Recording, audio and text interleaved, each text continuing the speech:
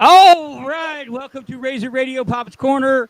We're going to say goodbye to LA's Metal Maven today. And before coming into the show, you heard Scrap Metal's Hellbound, a band that played Metal Invictus quite a bit, huh, Jimmy? Got them a couple of times, but yeah, they played a few times. So we were honored to have them. Absolutely. Well, gentlemen and lady, welcome. I wish it was under better circumstances. I'm sure all of us can say that, but I want to kind of go around the circle here and just kind of tell a little story if you guys have anything with Angie and whatnot. So, Andy, let's start with you. All right. Well, I started going to Metal Invictus shows almost as soon as I landed in LA because they were close. They're in Lincoln Heights. I didn't really know who put them on at first. And through that, I met Anna Wolf, and I started dating her. And Anna Wolf was really close with Angie. You know that, Jimmy.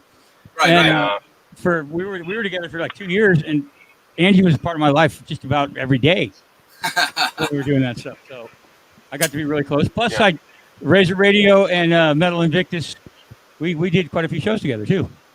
Yeah, we put together quite a lot of the show, man. Like some big ones. And I'm just at a loss. It hit me out of the blue, totally, completely. I mean, wow. I'm still kind of speechless about it, and I have a hard time believing it. You know what, man? I've been in a haze, man. Like since it happened, like I think I keep thinking I'm gonna fucking wake up. Ride a trip or some shit. But and then I've gone back even after me and Anna broke up. I've always gone back to Metal Invictus shows. I was at the last one she did. Necro Kitty was there. Yeah. Siren Hex and what was the other band that the bass player from Siren Hex has? I don't even know. Psychotic Scum. Nice. Yes. Yes. Anyway, let's hear from somebody else. Jimmy. Yeah, man. I mentioned the Psychotic Scum shows. When we started, like when Angie, at one time we were doing both shows at the Airliner and at the Vex because she figured out a way to get in there and under Joe Vex's good graces, like running his office and shit along with Dan Dismal. Yep. And I remember we did that first show we got a chance to do there, man. It was great. Like I think we did a few, maybe like 3 or 4 of them, I think at some point. But isn't that how you got involved, Steve? No, she and I actually got involved prior to that, but let him go ahead and finish. We'll talk later in a second. Yeah, but I mean, as far Angie put like the Vex scene was Angie like she was working on that. Like she showed me, she's like, check out this place when it first I guess Dan Dismal or somebody put up a picture of the place and we're like, damn, that place. Wait a minute, it's come back. Yeah, so she basically. She was the one that set that up with the Vex, At the time, we had already been doing the shows at the Airliner a little bit, because a friend of mine, Greg, he was the hookup. Basically, he got us in a while ago too. I had done sound for them for the Airliner, but it was a different ownership, except 1 or 2 of the guys, And Greg did that. He set that up with us because they were making him do. He was the chef. Remember the chef that ran the little kitchen? Oh yeah. Oh yeah. But this guy was a friend of all of us. He knew me and Caesar and Angie since basically almost since high school, basically because of Fred and which my the bass player at the time, But yeah, so I mean, not to say that it was Angie was already doing the shows going back for years with Caesar, basically, because I mean she was with Caesar since high school, And I remember that's where I met those two. I went to one of their damn gigs. And sure enough, like the friend, you told me you gotta check these guys out, and it was Caesar's then band, Metal Lords, but it was a show Angie set up or was doing in El Sereno over here, and then they had the Gates gigs, right there on by the Poor Kids. But yeah, man, she was the one, man. Her and Caesar used to do these shows, and being in since high school, and that's where Eric comes in. Like Eric from Scrap Metal, he was in high school with Caesar, and I had met Eric slightly before I met Caesar. around the same time I met Angie, you know, and Angie introduced me to John and all these guys. But she really had, like, all along the way, she was the one that was helping us and supporting us, and you know, standing up these shows, and so It was in her blood. yeah, man, it's yeah, and you know, someone put up a great comment on the fund.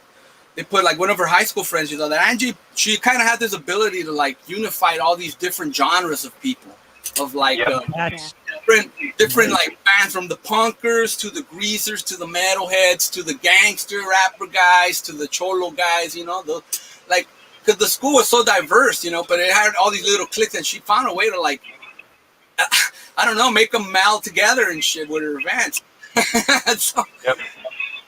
So yeah, it was really something to see, you know, and I mean, Nikki, how did you guys meet? Like, Nikki, Kitty? Are you saying me, Nico? Oh. Yes. Yeah, sorry. Okay, if you don't mind me going next. No, you told a great story. That's the reason.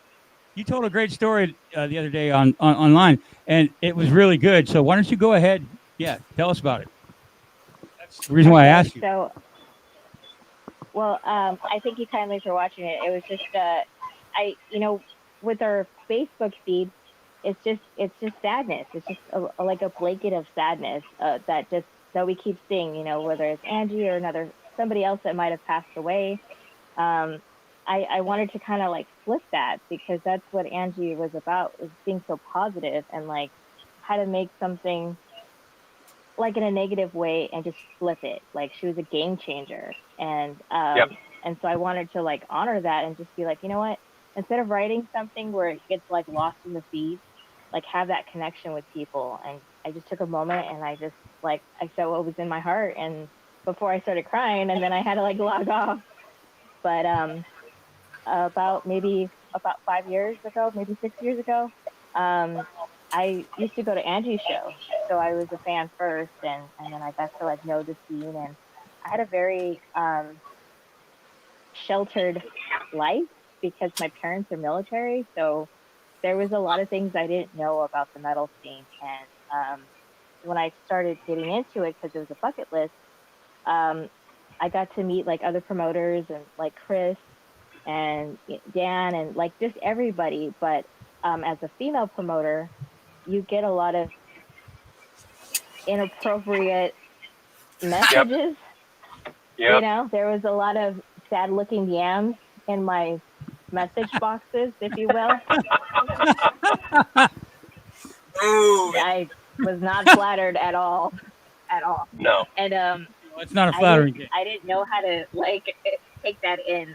And Angie was, you know, she took me under her wing, and she was like, well, when bands say this, or when a guy says this, you know, just ignore them, or, like, don't let them make you feel obligated, and, you know, you got to get tough. And you know, she helped me kind of get that thick skin. And I also got to I was tell everybody I'm her assistant, you know, because she was taking me under her rope, or under her wings, when we were at the airliner still. And even when we threw a show together, it was just I never had that, like, sisterhood bond with somebody. And I mean, I have now, but, like, in the past, in the beginning, when I first started coming in, I didn't know anything. And I know it sounds really dumb, but, like, I didn't start drinking until I was, like, 22. You know what I mean? Not like, dumb. I was such a late bloomer in life. So there was things I don't, you know, I still don't know, but I mean, I'll own up to it. And Angie was just like, you can do it, make goals. Like, here's, like, what do you want to do? You know, go above it, make, you know, every year, make yourself better, and encourage others. And I love that she had a heart of gold. And Jimmy, like Jimmy was saying, she had that ability to, like, walk into a room and make friends with everybody, and that other people became friends with other people. She was an includer on that. And she was, you know, there were times where I've seen, what? She was a good unifier. Oh, I'm sorry. Yeah, big time. And I do remember a couple of times where she's, like, stuck up for me, and then, like, we were at a show, and some guy put his hands on another girl, I won't say her name, And she went up there and she socked him straight in the face. And like, that blew my mind, you know?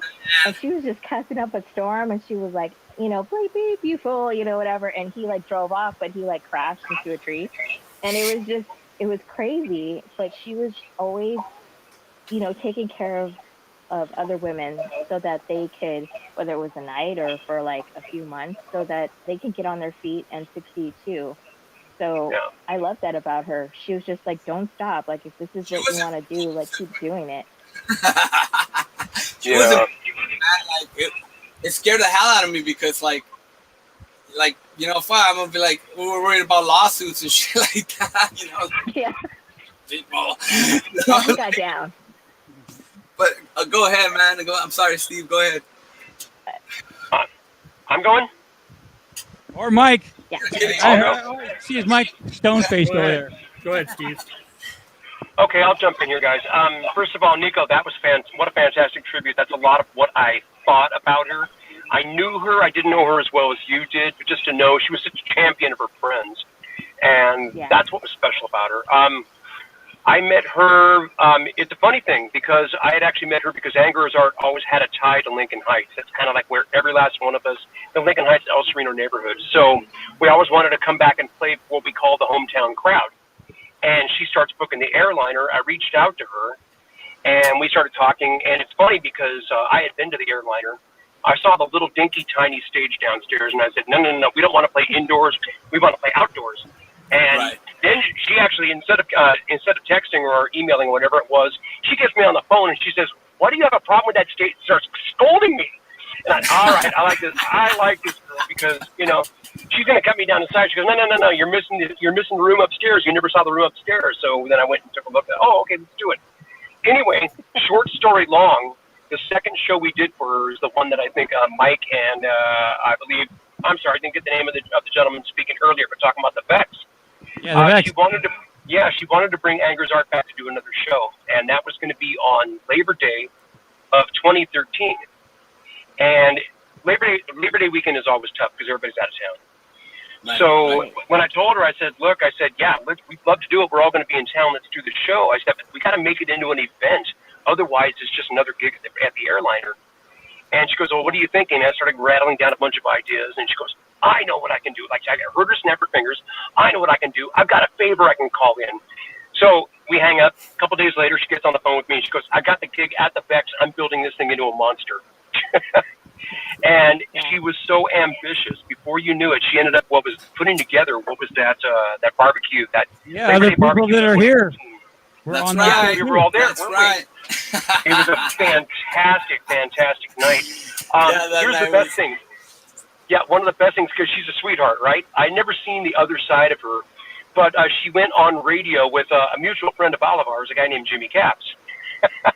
So Jimmy gets her on radio, and he's trying to be Jimmy. He's trying to get her out of her game, like, you know, get her upset, make her, you know, get mad and grossed out. She was not having it. You could almost see her rolling her eyes on the radio. She goes, okay, Jimmy, whatever you say. Fine, Jimmy. Yeah, you're in. It just cracked me up. She wouldn't take anybody's bullshit. I loved that about her. I think the last show she did, if I'm not, Nico, I think you were there, if I'm not mistaken. It was Early Priest. We played at the airliner at Christmas of 2018. Were you there with her? Because she introduced you as her assistant. Okay, and that's where we first met. Yes, because. So anyway, we did. We do that show. Yeah, there you go. And the cookies and the candy. I couldn't believe it. It's like a Christmas gift. Come on, she's too sweet. And she told me, but I could read between lines. She says, I'm going to step away from this for a little while. I said, no, you've got to come back. She goes, no, I've got some things I've got to take care of. And I always hoped she'd come back and continue booking, and it didn't happen. But every time I saw her, because we know she lived in El Sereno there, and I work for LA School District, for those that don't know. So I'd be working on a school. She'd drive by and honk when I'm out in front of the school all the time. She's just the sweetest gal. And I just, you know, this is one of the good people. They say only the good die young. That case is definitely made true here. She was fantastic. I could think of a whole lot of other promoters and friends, well, not friends, acquaintances, that should have passed away. Not her. And I'm shattered. We all are. That's all I've got. And for the record, nobody should take Jimmy Cavs' shit. Yeah, Captain's great. That's Okay, let's keep this a happy occasion. But yeah, Go ahead. you know, Go ahead, Mike. do it, I Mike. met Angie through Andy, actually, when he was doing shows at the Joint, and I was doing the radio show. Me and Chris Hatewar had our shows up there with Andy back in 2013, was that? God, even earlier, 2012, bro. 2012, something 2013. like that. So I forget, it was one of those years that she ended up contacting Gravehill to play the airliner.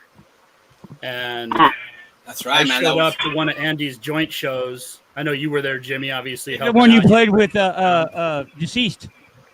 There was, well, that was later, but Angie had booked Gravehill at the airliner with Madras and a bunch of young bands I'd never heard of before. So I didn't know. I seen Metal Invictus's, name around flyers and whatnot, and I probably drunkenly stumbled into some shows, but and it was cool. All these young bands, and there was a shit ton of people there, and Gravehill played at the end, and it was great, But prior to that, we met, Andy was doing a show at the Joint, and Angie showed up, and she was flyering the show.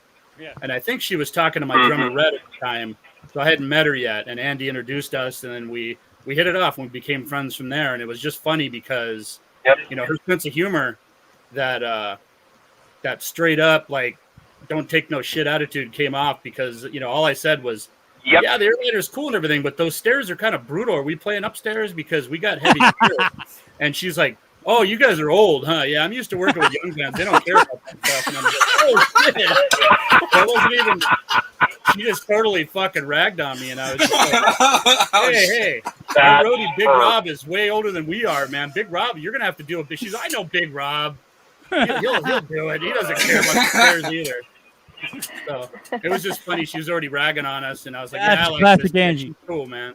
Yeah, And, she was witty, man. She was witty. No, she was brutal when she had to be. got it. And I've seen her, go off on people. I've seen the sweet side of it. She was there for me during a dark time too, back in around 2017. One of those times where it's kind of, she just happened to, stumbled upon me when I was really going through some shit, and just through Facebook Messenger was able to set me straight in a way. I was just like, wow, That's awesome. I always try to tell her how much that meant to me, and of course now, she's no longer with us, but, I tried to let her know, and that's why I was always trying to check in on her too after that. We were tight, man, as much, especially with this, the pandemic situation. It's really hard to keep track of everybody and stay on top of everybody and watch your friends and families, and but Yeah, man. show you gotta keep in contact with everybody. Check in on your homies, your friends, your family, everybody, your band members as much as possible. We were gonna start working on some stuff together. I was trying to talk her into doing some stuff down here in Orange County, because I was working at Zing's Bistro at the time, and we were starting to do shows, and we were packing them. And we were going to do a metal swap meet and a record, record swap and just various stuff. And we were already getting hit up by bookers, to do touring bands passing through. And I was telling her about it. I wanted to partner up with her because, I wanted to get some of her connections down there, because she had a, kind of like you guys were saying, she had a knack for getting some really interesting shows together. You look at some of her shows and it's kind of like, what the fuck is she doing? But she's actually giving bands a chance, and a lot of these young musicians that nobody else will work with, because there's nothing wrong with this. As a promoter, whoever it is, not just in LA, but everywhere, a lot of the promoters work with the same bands that they're comfortable with. They'll say, well, we want to get Ruin or Madras or whoever, Anger is Art, because they got a draw, and we've already worked with these guys and we're comfortable with them. So it's just easy just to book the same bands a lot of times, and it's understandable. You can start, you really start working. that. Yeah, Angie didn't do that as much. Her shows were constantly evolving and changing, and that's what made her the most interesting promoter in LA in my eyes. Whether it was male, female, or anything, it didn't matter. It was just some of the shows she did. Shows, man. I remember really cool. Nikki's porn release. I don't think there's anybody in Southern California that would have touched that show. Nikki, the Mentors. Hey, man, the Mentors were there. They And didn't even, porn. they couldn't we even had, believe it. it They was were nuts. like, oh shit, this is real. Oh, that did. the Mentors, the Murder Junkies, and Dirty Mike and the Boys. I played that show. That was Yes, I was there. Yeah, that was one of the last shows at the Vex too. That kind of fell through. Wow. No, You know, well, yeah, that's right. She did a Metal Invictus one, Maintenance of Metal one too, but she had her own show at the airliner. When we did the her Mentors, it was for Necro Nikki, the porn star. Oh, okay. And Yeah, they brought when all she- these putrid, just pornographic grindcore bands in. You know what, man? We got a lot of heat for that from like. That was you know, a crazy. understandably, but she wanted There's to. nobody in SoCal that would have touched that show. But other she than liked me. Nikki, you know. We liked Nikki. She was cool, you know. So Yeah. That was cool. She was always cool with Nikki, and yeah. I guess you know she tried to launch her, and you know, yeah, it was a trip, man. She had me go pick up some promotional posters. Jim, you work by there, so go by there. Oh man, that was cool. That was like, well, we didn't let us in or anything, but it was just kind of like a little peek. And the doors, posters, great posters, nice, like top end shit, you know, like the promos. Yeah, but yeah, that was Angie, man. Like, Yeah, it was. You know, it is hard to book in Orange County, especially with so many bands in LA. Trying to get them down here on a Wednesday night or something. It's Tanner knows, Steve knows, you guys all know. I mean, it's kind of a pain in the ass, and it's understandable. I don't want to drive to Hollywood on a Wednesday myself. I'm in Fullerton, and why the fuck would I want to get on the 101 at that point? You know, but that's why I don't want to go to Hollywood anytime. Yeah. I was trying to was hard to get a little those bit on events and doing different types of stuff, and she had some good ideas, and she was kind of coming around. But then, you know, once the lockdown hit, you know, everything pretty much got shut down, thrown out the window, and you know, from what I hadn't had a chance to talk to her about gigging. We were just kind of talking about normal life stuff the last few months, you know, this last year or whatever, and checking in on each other or whatever. But Tanner had mentioned that she was going to do a comeback once everything opened up again, and Jimmy, you probably know more of it. You guys are going to get going again. So, well, you know, that last year I took I was basically like, I would work on call because I wasn't involved as much with the promotion anymore. I was doing all kinds of other shit. I was trying to do school and whatnot, and so like that last year I would only do a couple of them, you know. But yeah, man, like we were supposed to start back up, and except that, like you said, that shit with COVID threw like the monkey wrench, and then this was early in. I think the airliner switching ownership was kind of an issue, but we would have probably worked with the new ownership, you know. Mm-hmm. It's just that stuff started happening like around January, February, and then come around March or April. By March, this Adrian gets affected by it, you know, and we lose Adrian. Yeah. So fuck, man. After that, it was like, damn, you know, it just sucks, Y'all man. Still there?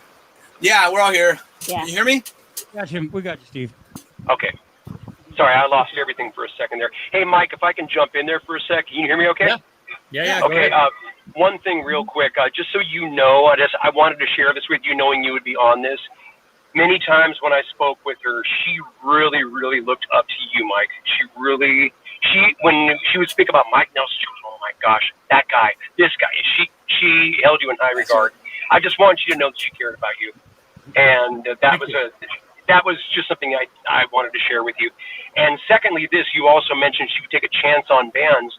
You guys know that I'm friends with a band from San Juan, Puerto Rico called Zapacon. I remember that so well.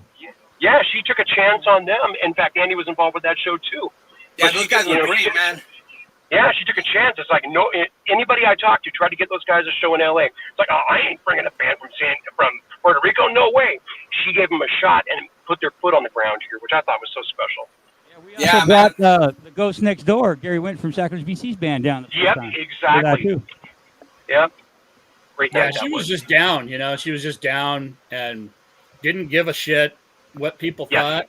Jimmy knows this. Obviously, we all know it. Working with her, being friends with her, but you know, and I worked with her on. Well, technically, Rhett did the first show with her, and then I kind of like took over the relationship after that because I think me, you, Steve, and Angie kind of sculpted that Labor Day show. You know, I had a good time. In fact, grabbing the bands and whatnot, and getting everybody on there. there was a back line, there was a stage manager. Yeah, trying to help her out. I know you and Steve here kind of ran the sound and everything, Jimmy. We had Dismal on sound, and we were assisting, but it's beautiful. Crazy. It ended up great. The turnout was amazing, and everybody had fun and everything. But it was a chore. Angie. Damn, Joe Vex, man. He had everything he needed. Like Joe Vex, like he had Angie, he had us, he had Daniel, he had like the whole damn community working together. We got lucky. It's like one of those that like Steve said, a lot of people are out of town on Labor Day, but that weekend, everybody was there, because everybody was just like, "Fuck it, let's go have fun." So a lot of the locals that normally don't go to, you get some of the different types of people in the room at the same time. You don't normally see. That's what was interesting. You know what I mean? It's just like everybody came to that one because there just wasn't a lot going on that weekend, because how LA is. There's always like 50 shows, and it's I gotta go to this, I can't go to that. But I think it's just the variety of bands, and she would throw in some punk bands or some stuff like that, for the locals, and that would bring another crowd. Like that would bring a couple crowds together, and that's when it would happen, man. That was something we tried to hear too, Steve, what you had said, because I looked up to Angie too in the same regard, and held her very high, man. She was definitely something to behold as a friend, as a promoter, and a good human being, just a good person. A great human being. Like I said, she was there for me, and I'll never forget that. I'm a very loyal person in that sense, though. It's like, fuck, I'll take a bullet for this chick, man. She's something else. Just because she's down, and she'd take a bullet for us. You know what I mean? It's just definitely, man. She just doesn't give a shit, man. She just was all heart. So there's another part of she promoted that I know Tanner wanted to talk about, and that's the Maidens of Metal Fest that she did too. Yes.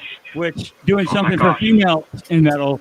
Yeah. Here, right here, bro. Bam. It's an illegal shirt. I can't show it. I can't make these. This is only like a limited run. So everybody, just so the bands know, this is the one from that show. That's so awesome. The fact that she would see a need in the scene, that hey, there has to be an avenue for women in metal. And I'm sorry, as much as we try and diversify, it still ends up being a boys' club, which sucks. And I never even thought twice about it. She was just, oh, this is a girls' show, great, fantastic. But it wasn't, it's like she did it. She did that when no one else would. It was amazing. Or they would do it for the wrong reason. Ahead of the curve on that. Hey, Steve, it's interesting that, I noticed everybody appreciated it. Like a lot of the girls in the community, like the bands. But like when the politics kind of changed a little later, you started seeing stuff like, oh, why is it, like you saw the opposite, like a lot of people voicing that. And it was like, we were just like, the whole point was to get like bands with females, like fronted bands, like a strong dominant member. You know what I mean? That would showcase that girls they're equally and sometimes even better because they have fingers and more versatile, like violin players. Like so. Yeah. It was a great idea, and Angie, man. Can't say enough good things, man. Just can't say enough good things. Right, yeah. we never got to do Maidens of Metal 5, man. The fact that you did 4 of them is amazing. No. Yeah, this is shirt 2, I think.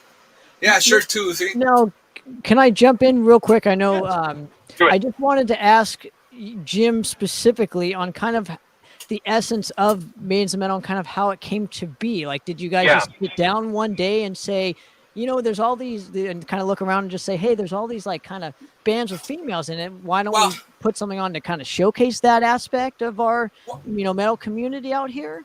Well, it was kind of like our booking process, the way we would get together and, go over bands or send bands back and forth to each other that we liked.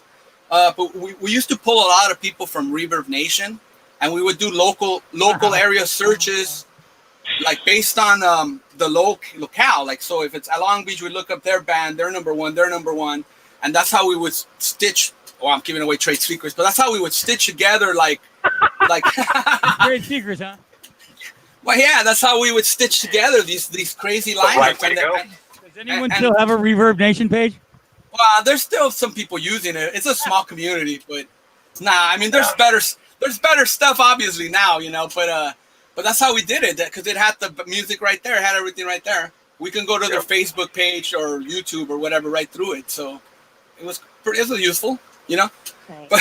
But we had a lot of times where we're like, oh, because we knew a couple of bands. We knew Victoria's band. We knew Insentient. So what was it? Cerebrus? Yeah. Cerberus. Yeah, we knew. So there was a couple bands in the scene already. Necro Nicky's band, and it was just kind of like, wow, you know, we already booked all these bands that have a member. Why don't we just do a show with all of them and see how that goes? And that was, I guess, that's how it kind of came about. And now, immediately after this specific show, did you start to see an influx of applications from, you know, bands with females or more female kind of centered, and so you can kind of pick those in, you know, number 2, 3, 4, and so on and so forth? Yeah, we got a lot of response from it, but we would get a lot of kickback from bands that didn't have a member that was female, and they were like, "We want to play the show," you know, like what the fuck? Yeah. So like, we had one band I don't remember one band we had even like I think they got Necro Nicky. That was a friend's band. One of our friends. I forgot his name, man. It's been so long. But they wanted to play the show that they got her for the show and they pulled it out. I was like, all right, well, you know, got to play that damn stage somehow. So it was good. It was cool, you know. It worked, I guess. But yeah, I mean, generally, like we got she liked booking Psychotic Scum a lot because they're like a kind of more underground, like punk kind of heavy. Yeah, they're great. They're amazing. Harlequin was one of her favorites, you know. We would book them. Who have just recently got back together. Yeah, I know. I saw that. That's great. I love Nada, dude. I mean, like everything else aside, like she's an amazing drummer. She's, you know, like that's what it is. But yeah, man, Maiden Some Metal was you know, it's kind of the brainchild and man, there was so many damn bands. I think at one point I was managing the 2 stages. Because Caesar would help me for most of the shows, but once Caesar wasn't there anymore, I was like, I had to run back and forth both stages and make sure it's not feeding back and like sounding somewhat decent. And I'm surprised I got away with as much shit as I did, man. So in your guesstimation, Jimmy, how many times have you taken those stairs at the airliner? Oh, in a show? Oh, just man. No, period. I don't know. I haven't done the count, but if you figure 6 to 8 bands a night, twice a month, times 12, times 9 years or 10 years. Times how many steps? Yeah. I don't know. That's whoa. Count those steps, It's about 30 steps or some shit, or I think the staircase or 20 or something.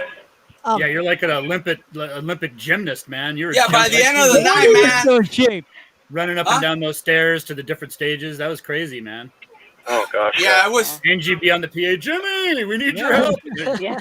But She 30 seconds occasionally- later, you're running upstairs. Well, I think you Okay. hit 3 of the stairs going down once. She occasionally have a beer for me when I pass by running, you know, to get the other stage. Like, oh shit. Running a marathon, handing you the beer. Now, I want to jump in again real quick and touch upon what a few of you guys had mentioned before, is that she took chances not just on bands, but you know, bringing more vendors in and making that kind of like the norm almost at a metal show. Like I remember the first time I saw my buddy Tony Cole doing live art, it was at a Metal Invictus show, and it kind of sparked the idea, obviously, of what me and Andy do when we do take the radio station to the shows and whatnot. But that kind of, for me personally, that I kind of saw that starting in Metal Invictus shows, and I just want to kind of ask you, Jim, you know, where that idea came from. Did it all? Mm-hmm. I think a big influence on that probably was Adrian, because I think Adrian knew Tony, and he knew a few of the, Tony. Yeah, he knew. Well, Adrian it's a living legend, you know. The man was very passionate about his work, and I mean, he was at every metal show that he could be at, you know. That was his gig. Yeah. I was trying to get him to figure out how that dude in Sweden got the government to pay him to go to every show every night, you know? Like we would joke about that. Like, dude, come on, gotta get on that dude's, you know, what that guy's doing. But yeah, man, sure enough, like I think the artist. I mean, Angie obviously was very artistic, and she did her own work. She went through a period where she was painting stuff, and she had the vortex, which was like the back room at her mom's place. She had like a back garage, and yeah, man, I don't know if you guys, it's probably way before the Metal Invictus era, so like maybe most of you guys don't know that, but yeah, she was pretty wild, man. Like she had like this mannequin, like a body, and she like painted the hell out of it every so often. It was like a different painting, every time. So I think that's maybe like why she brought in the art. She wanted to give people a place to showcase and to bring some ambience to the shows, to bring some like a theme or like whatever we wanted to emphasize that night with the bands, like, Absolutely. Now, another question this is for all of you guys here, and I kind of want to know your favorite Metal Invictus show to go to and kind of the environment that it provided for you on that specific night. So, Andy, why don't you start this? Well, mine was definitely the show we did together with Dr. No. Right.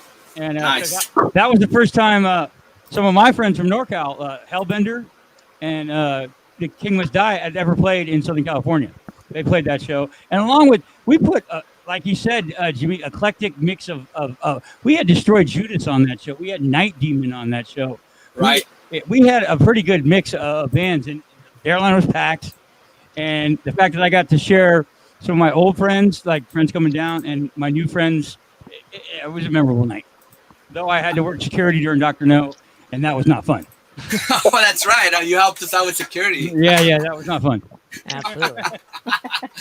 I'm trying to pull up the Metal Invictus info on Facebook so I can look some of those shows. All right, Jim, we'll skip you right now.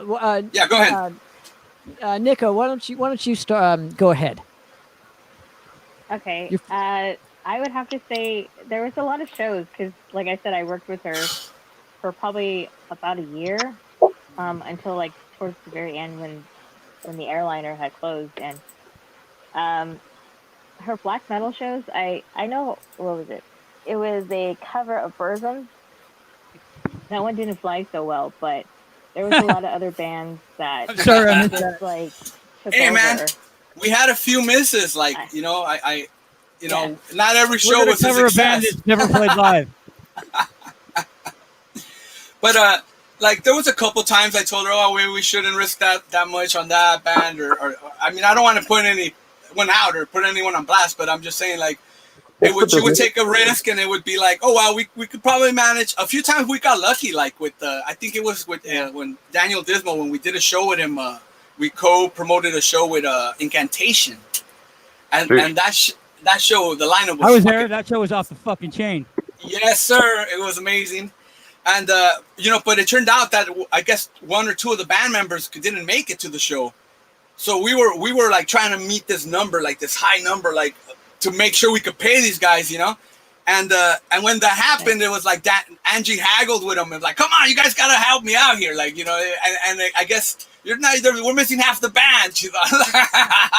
So like the guys were like, all right, we'll do it for this much. And we were like, oh, wow. All right. So all of a sudden, like, it was funny because Daniel was kind of upset, like, we're not gonna make enough, And then after that, it was like, oh shit. Like, he's all like, all right, good. Hell yeah. So I think no joke. I was supposed to do vocals for Incantation that night because John McEntee couldn't make it. That's right. And Angie hit me up, and I was just started laughing. Oh, hell no.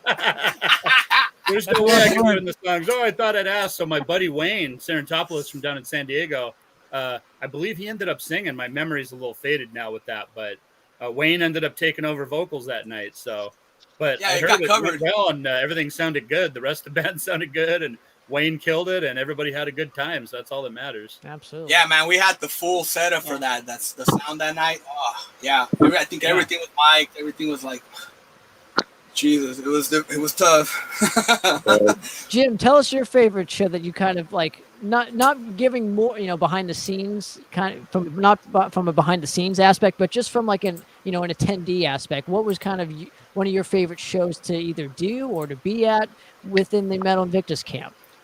Well, there was a couple times like where I for me, when I had help with the sound, it was easier, you know, obviously. Sometimes, occasionally, I would get like to not have to do sound and just enjoy it, which was some of my favorite ones. but honestly, like no, just working with a lot of the bands, like I learned a lot because I got to see everybody's setup, everyone's gear, everyone's like preference and how they, you know, like, and then when it would combine, like when we would get it all on the big stage and get everything combined working. Some of these bands never sounded so good, and they would always tell me, you know, like, that's the best the band's ever sounded. Like, thank you, you know, like, and it was just like, and we would try. I mean, it was hard because the airliners, like, it wasn't really equipped for that. Yeah, it was just like subs and whatnot, and but we made it work, you know, and it was fun, man. Honestly, I love being on the stage, you know, it was cool. It's just after so much, like the hearing started going, you know, and that's when I kind of backed up a little because it was really because of that. I was like, you know, if I'm gonna go deaf, playing my own shit at least for a little while. Like, you know, we've been put in like 9 years, you know, doing, like I said, twice a month. For a while, we were doing 2 shows a month. Like which isn't a lot. I mean, I know a lot of promoters do like insane amount of shows. But your shows were events. I mean, every time, and going to Metal Invictus is definitely an event. Still a good amount. Yeah, it's funny because you say that because it seems like you guys were a lot more busier than that. Even it seemed like there was a Metal Invictus show like every weekend. It seemed like. I'm sure there was. There's probably every week or 2 every other weekend, because sometimes they would throw in like the airliner, hey, we got a show, you guys want it, we need this date filled, like, and we'll be like, oh shit, all right, I guess we already got 2 shows, but you know, so sure. Yeah. Steve, real quick, give us one of your favorite shows that you would, you know, that you attended for Metal Invictus. I still think my favorite show was probably the one when we got Zaphicon up here. That was a good show. That was a great show. Andy was involved in that. If I recall correctly, Sin was playing with Ministry at the time, and he joined us on stage for a couple of songs. It was just a great event, but the guys were so excited to play Los Angeles. You know, we go out there on the street, we look at the skyline down Broadway. It's like, look, guys, that's downtown LA. See that hilltop? Dodger Stadium's right there. And there's Angie, like very motherly to them. It was the sweetest thing. You know, it was like, hey guys, welcome to Los Angeles. Whatever you need. And they were nice to her, and that was cool. The barbecue was cool. There were several. Every time was just a good feel, you know? It was like, it was every time it was an event. I mean, it was something to look forward to through the month, you know, like, cause I didn't get a lot of chance to go out to other shows cause I was pretty busy, you know, but, so that was my outlet. Like, as far as like, all right, I gotta bring them here. but I was looking at the roster right now, all the shows, and it's, damn, man, that Labor Day weekend. We had a couple Labor Day weekend shows, you know. Yep. Actually, I guess the Discordia show with Metal Sin, I like, you know, that was a good one. Yeah. Mikan Lekunli, Jesus, I'm on November 16. I'm looking at October. Yeah, man. Like it's crazy, man. Like all these shows, like all the bands, we really spend like work time, like trying to set up these good compatible. And it was like we always had to make sure that we knew a band had good local draw, you know. Yep. Because whenever we got someone from out of town, obviously you got to be able to pay them, and the locals were the ones that would pay the local bands, you know. We would try to do it like I was always kind of adamant about that, like that we would try to pay at least 3 of the top bands, like for sure. If we made more, then we would expand that a little bit, you know. But honestly, man, in all my 9 years of doing it, it's when you look at the logistics of what's really going on, it's like only a few of the bands are pulling the majority of the people, you know. Wow. It's that 80-20 rule, you know, the Pareto principle or whatever. Yeah. It's interesting to see it in action, though, you know. But we occasionally though, we got all those really good bands all in one place, and then we'd have a monster show, like, you know, like and that's how we would do it. Yeah. We would absolutely, man. Mike, go ahead. Your favorite, one of your favorite shows that you've got to witness. that Labor Day show with Grave Hill and Angersart and Crom and Madrost and everybody. I think Witch That's Haven the was on Vex, there. yeah. That was pretty awesome. But there's two others that kind of pop in my head, and the first one that I talked about at the airliner with Madrost and the bunch of I think a couple of those bands you mentioned, Cerebus and maybe even like Infinite Death and some of these other, some of the other right. 2012 and 2013 played that. And that was just a fun show. Like I said, it was just surprising. It was like, wow, there's a lot of people here that I've never met or seen before. It was interesting. It was a totally different thing. And it kind of, started the relationship with you guys, Jimmy and Mental Invictus, and being friends with you guys. And, that was cool, kicking that off. And then we worked together a few more times. That prom show, man. That was insane. That's when they were launching beers with that catapult launcher. Legends, man. We got Crom on. But there was another show a few years back that it was funny. My buddies in Psycho were out here from Boston, and they were playing 5 Star. And Charlie Infection is an old friend of mine. And I was like, yeah, I'm going to go see Charlie. And then Rhett told me that his Venom cover band, Sons of Satan, were playing at the airliner for Angie that same night. So I was like, oh, man. So Angie hit me up. Hey, you coming down and come by and have a beers? And I was like, you know what? I'm going to go hang out with Charlie, do my thing, watch Psycho, and then I'm going to shoot over because 5 Star airline, it's not that far, Not at I all. was trying not to drink too much, obviously, and drive over to the airliner, and I was able to do that.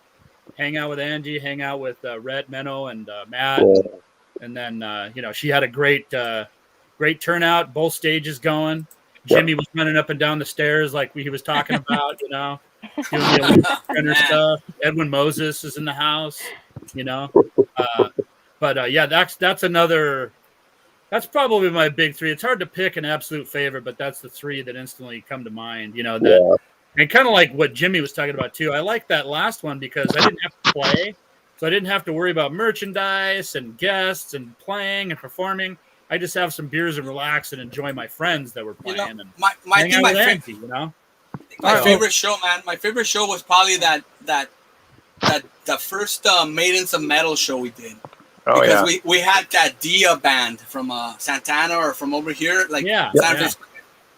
And they were just like, damn, they were amazing, man. We tried to book them several times after that, but I don't know, it just never worked out, But they were great. That's what set it off. That's what kind of set us off with, oh, hey, this is a great idea, Sure. Tanner, how about you? Well, there's 2 that come to mind here. One was when Fueled by Fire. I don't know if anybody was there to witness this. I'm sure Jim was. When they played with Botanist out back? I was there. Yeah, they played Botanist. That was the craziest band ever, Botanist. Sure. And I think this, so Madrost has always had this kind of thing with the airline where we only played the downstairs for some reason, right? And what? Yeah, we had literally always had played the downstairs, which was fine with us. Not for the Dr. No show. Well, hold on. Tanner, you never had to help you upstairs. I'm getting there. Yeah. We're getting ahead of him, man. We're getting ahead of him. So we had played the Fueled by Fire show, and I was requesting. I'm like, can you please just let us play the upstairs once? Like, if it's only once, that's for the rest. Let me say I can play. I played both stages. Hey, man, she had control of the stage control, right? She absolutely did. So luckily, we were on. We're on good terms and whatnot. So obviously we played, and I just remember that feeling of she came. I think she came to me and said, "You had a fan here wait since like 2 hours to come see you play and whatnot." And I don't. Yeah, it was awesome. So that was just a great memory, and obviously watching. No, it was not actually. What we played, and obviously I got to see Fueled by Fire kind of destroy the patio, which was rad. And the other one was the first time we played with Metal Invictus, and I don't remember how it actually came to be about. But we played in like 2012, I want to say. When we met. I booked you guys, I think. I'm pretty sure because I remember. Well, I'm not sure. Well, I don't know. We would switch it around. We would give you pick a couple bands and I'll pick a couple, But I remember yeah. Sure, but it was the first time I kind of met you guys and whatnot, and I just remember staying and watching Doomsayers, and it was like what, midnight. You guys would always like close the shows for some reason at like 12 or 1 o'clock in the morning or whatever. But I would always stay and watch you guys, and I remember watching. That's how me and Caesar kind of hooked up and whatnot, and we all became acquaintances and friends. And hey man, I told them to call you. Remember? That's right, absolutely. Of course, all the credit goes to you, Jim. But that was a very special night. Was getting to meet you guys for the first time, so I'll never forget that. And I want to thank you, obviously, for giving us that opportunity. And it wasn't easy for an Orange County band to play LA that didn't do pay to play. So there you go. Yeah, for sure. I mean, we would balance it out. Like we would make sure if we pulled a band that was from far, we had coverage. We had like a local or a good strong local, but. I mean, a lot of times, sometimes you guys started bringing a lot of people. Like, there's tally sheets everywhere, man. I have those from all the events, like the tallies, if you want to see, like, but yeah, it's worth kind of, it's educational. Sure. I know we've all been talking a lot. Andy, why don't we go into a song and obviously take a little breather. We'll come back and give our final thoughts. Yep. Right now, this is a block of Madras, Grave Hill, Anger is Art, and a few other bands that played Metal Invictus on Razor Radio. Right. All right, welcome back. We are talking about LA's Metal Maiden, Angie Gabriel. If you knew her, you knew she meant a hell of a lot to the metal scene, and that's why we're doing this. We've been lots of stories over the last 45. Oh God, over the last hour. Yeah. Yep. Okay. Wow, damn. Let me take this question, Andy. When was kind of one of the last times you remember kind of hanging with Angie? Can you get anybody got any stories with your last kind of memory with her? I do, if I may. Go ahead. Go. Do it. Okay, so this past February, we had missed Valentine's, so we were going to do Galentine's. And we went to the Yard House, and it was her son and I, like her and her son and I. And it was really great. I even took a picture of like our food. Of course, mine was pizza. But like, it was just so nice to have that one-on-one time. Like we weren't on Facebook. We were having like quality time. We weren't on our phones. We weren't like, it was just like, how are you doing? How's the family? Like, how can we have, how can I help? Or what's up? And she was always a private person. So, this is a big shock to like all of us. But I know that, there was talk of, because one of the things that she had mentioned was, hey, I know you do some volunteer work. Do you know any shelters? Because I want to do a show where we can get like clothes for women's shelters or for kids. Because they're going through the pandemic too. And like, I love that about her is that her heart, she would always give back to the community in one way or another. If not like through music, then definitely helping the community, trying to like, whether it was a benefit show, she's helped me on a couple of shows too, when it came to like, I never did Toys for Tots, but I did something similar. And she was just like, yeah, well, let's do a food drive. Let's just try to, give back, you know what I mean? And that's one of the things I like totally I love about her, and that was like one of the last things that we talked in person, because so that was in February, and then I got stuff going on, she's got stuff going on, and even though we would send memes to each other, like like cat memes or something, that was it, and then I just like to mention that, like, last time I think, she lost a lot of family, like in this last year, and it's just terrible. Like, I mean, basically Little's, almost with the exception of Caesar, the Little's dad, he lost all his immediate family. Like the rest of the family is just extended family, but it's not the same, man, and so it's just it's tough, man. I lost my train of thought. I'm just but fuck, man. I remember that she had a, she would occasionally like find these. I used to call them strays, but it's terrible. They were just girls hard out on their luck, you know. And she would offer them like a roof over their head, or for a couple days, or for a couple months even. Yeah. Like I know one girl was staying there for a long time, and she was always like willing to help them until. But even Angie had her limits, you know. She had Everybody does. Yeah. right, and Yeah. and as nice as she was, she could be pretty brutal too, you know. When she got pissed off, and you don't want to piss off Angie. Nope. she was kind of as good. She could get as mad as she was good, you know. So it's kind of like, That's a good way to put it. Absolutely. Well, Last time I hung with her Yeah. was at the last Metal Invictus with Psychotic Scum. I think a Dismantle had finally come back at that show, and the Siren Hex girls were there. And I remember having beers with Angie. It was really good. yeah, man. That was the last time I was sad that she wasn't going to be doing any more shows, but it was a good time. Good time was had by all. Yeah. Absolutely, Jim. Tell us your last kind of interaction. Yeah, we went to we were at the airliner when it reopened. We were kind of, you know, it was closed, and once the owner sold and it reopened, like in, I think it was like late January or early February, we went and we had a beer there, and it looked nice. Like they poured some money into the place, and it was shiny, and it had like murals on the walls, and like it had like a different feel. It made it nice, huh? Yeah. Well, airliner was always nice, but like they poured money into it, you know, and it looked promising. It's just that it was kind of geared towards a different type of clients, I guess, a little more high end. They like sold wine, you know. I like wine. It's just, but it's like I want a beer too, you know. the beers, the beers went up a little bit, like to $8 or $10 back then. It was like from $5, you know, from $5 or $4. Yes. Yeah. So.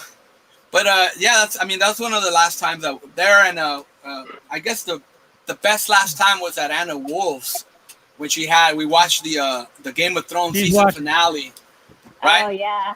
And that was everybody was there, like her friend Chelsea was there, brother Robert was there, and Angie and Ashley I think was there, her cousin, and Anna, you know, and a couple friends of Anna's. Renee, we were all. It's the whole gang was there. It was great, and it was just like I remember about it was that the damn ending. Like everyone was pissed. Everyone was pissed off about that damn ending.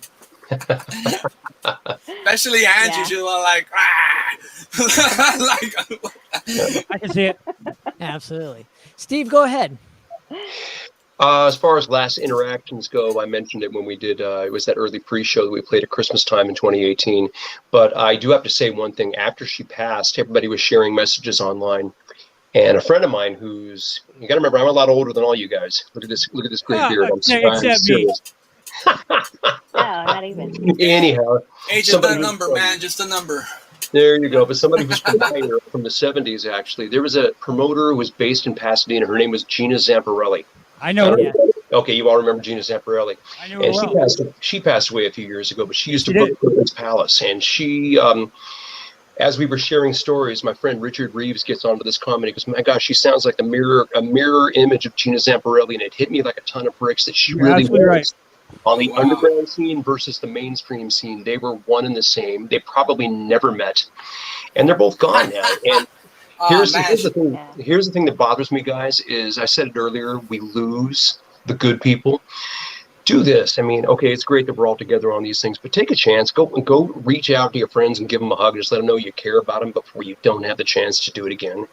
And I'm not trying to sound philosophical here or whatever. It's just factual. You just don't know. Now, just let people know that you care about them, and it may be therapeutic. You never know. That's just my last thought on that, guys. Hey, Steve, let me add to that, Steve, because you're absolutely right, man. Sure. In fact, I hate to regret to say this, but like, I had talked to her. She had maybe 4 weeks ago. She had like some kind of dialysis thing done, and like transfusion or something. And she got out, and I was able to talk to her because I couldn't reach her during the time, and during her being in the hospital, it was no way to reach her. So when I did get a hold of her, she seemed fine. She's oh yeah, it was pretty bad. She told me I was almost died or something. It's like she's it's pretty serious, you know. I'm pretty seriously like, but she was still working. She was still like handling her business, you know, like somehow. And she had her boyfriend. Her boyfriend was helping her, guy Juan, and like, but the last day, like I think it was on the 9th or on the 7th, I was like, I had gone out to the doctor myself, so I had gone to do a test, and then I went to another hospital to another doctor to get some other results from mine, and it was closed. So I was like, oh, you know what? I should go see Angie. And I was like, I know she was at the hospital again, and I was like, fuck. But I went back home, and I was like, oh, I'll go because this place it wasn't open for like an hour. So I was like, I'll go back home, and when I come back and pick it up, I'll go visit her, see if I could get in, because apparently I wasn't even able to get in because they want the damn passport, the vax passport, and, right? You know, COVID. Yeah, but I didn't know that till after. But anyways, I was like, oh fuck, okay, I didn't go, and then the next morning, Caesar calls me to tell me, you know what, man, you don't know, and he's all like, Angie's dead, you know. So, fuck, man, that shit. Yeah, I know, bud. You know, I know, man. You're okay. right, bro. Yeah. Mike? Man. I don't even know how you follow that. Yeah, I know. I appreciate you sharing, and thank you as well, Steve. As well said. You're right, brother. You're right. Yeah, no, that's hard. You gotta reach out to your people while you have them, cause you have to. You have to. Yep. Regret sucks. Anyway, go on. Absolutely. You know why people leave flowers at cemeteries? Because regret is a harder emotion than gratitude. It's a heavier emotion. Yeah. You know? Oh, that's deep. That's heavy. Heavy, very heavy.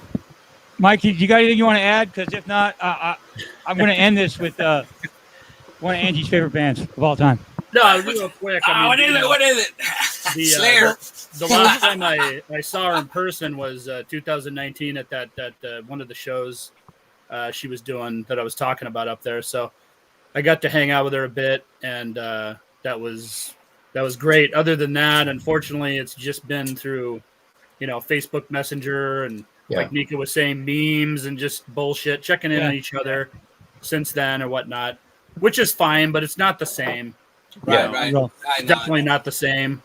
And stuff like this, unfortunately, does bring people together, and hopefully it makes everybody realize, like, you know what? Yeah, we do need to check in on our loved ones. You do a lot more often, for sure. Absolutely. Because hey guys, I want to lost a lot of people recently. Yeah, too many, man. It's not even funny. I think we lost like one out of 100 Americans or something like that. 1 in 500 or something. It's ridiculous, like the number. But hey, I just wanted to give a shout out about the fund, man. The GoFund set up. It's let me get that out real quick. It's basically Angie Gabriel's funeral fund. If you look for it on GoFund, let me get to that. I've posted it on Razor Radio and on my page. Perfect. Real quick, because somebody had asked us, are there details regarding a memorial service or a funeral service? Well, all I know so far is that it's in the works. It's in the works. We're waiting on the family to let us know what's going to go on. I try to contact the funerary service today so that I could make a direct payment to them if possible. I know the family. I talked to the grandma about it, basically for a good while, and I gave her, because there was there's stuff going on. Like I said, there's drama going on, and we won't bring it up here. Yeah, but I set it up, and then we did it, and we set it up so that it basically goes towards Littles and towards the funeral expenses, and that's what was agreed to. Yeah, we'll repost that on Razor Radio on the page on Facebook for sure. Yeah, thank you, man. Appreciate it. Sure. And then I just want to mention this real quick before we get out of here. Is I remember the last time it made me feel so. I'll always be appreciative of this specific thing, where we went on Razor Radio at Dash, and Angie was there, and myself, and I can't remember. Oh, that's when I got out of jail. Correct. Caesar and Adrian, no, or Adrian, I think was with you. I think so. I think Adrian was as well. Yes, but we got out of jail. We were debuting a new track, And I remember when we played it, and this was after the whole ordeal with, whatever happened in the past. And I just remember Angie saying, "This is a great song. Like, you guys are really kicking ass, and I'm so proud of you for this." So I will always cherish that memory, and just it's I don't want to cry on air, but It's okay, dude. It's it's okay.